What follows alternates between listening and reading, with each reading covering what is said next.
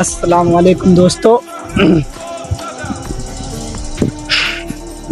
तो एक बयान था कि एक शख्स का दूल्हा बन रहा था, सहरा उरा बंधा गया।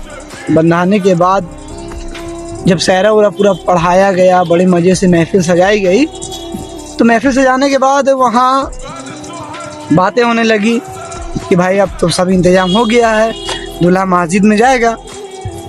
तो मस्जिद का इंतज़ाम हुआ, दूल्हा सजदा किया, 2 रकात नमाज़ पढ़ा। पढ़ने के बाद जब दूल्हा बाहर निकला तो नमाज पढ़ लिया।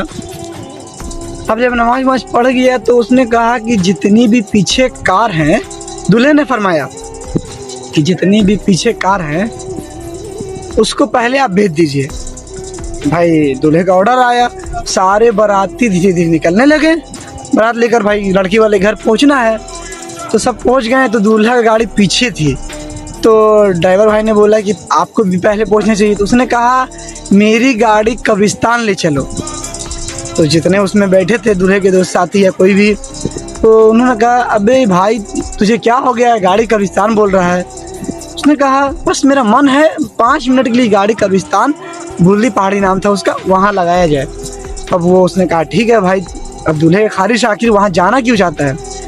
तो जब दूल्हे की गाड़ी भाई मानना गया, उसको ले जाया गया, कब्रिस्तान के पास गाड़ी रोका गया। तो उसके साथ एक फूफा जान थे, उमर दराज। जब फूफा जान थे तो उन्होंने कहा कि दूल्हे ने पूछा कि फूफा जान हमें ये बताइए कि हमारी अम्मी जान की इसमें से मज़ार कौन सी है। फूफा जान को भड़क मार दिया बात सुनकर।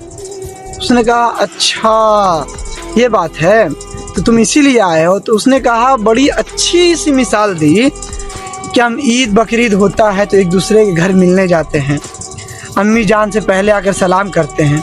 तो ये जो मेरी शादी हो रही है, ये तो सबसे बड़ी खुशी का दिन है। आज मेरे साथ मेरी अम्मी जान नहीं है, पर उनकी दुआएं हैं कि जो इतने सारी शादी, बड़ी शादी हो चुकी और मैंने जितने भाई बहनों की शादी करा चुकी, उसके बाद मेरी शादी हुई है, तो ये मेरी अम्मी की इतनी दुआएं करम है तब जाकर ये इतनी महफिल सजी है। तो और मैं अम्मी जान को भूल जाऊं। तो सब ने बात सुनकर बड़ी शौक़ में हो गए। तो जो उमर दराज फूफा थे, उन्होंने हाथ पकड़ा गए, उन्होंने बताया ये तुम्हारी अम्मी जान की मज़ार है। अब उस लड़के के पास कुछ था नहीं चादर चढ़ाने के लिए। उसने क्या किया, जो गले में इस साइड पहनाया जाता है, इस साइड गले में, तो उसको एक तरह से उतार कर माँ के मतलब कि मज़ार पर चढ़ा दिया चादर के तौर पर।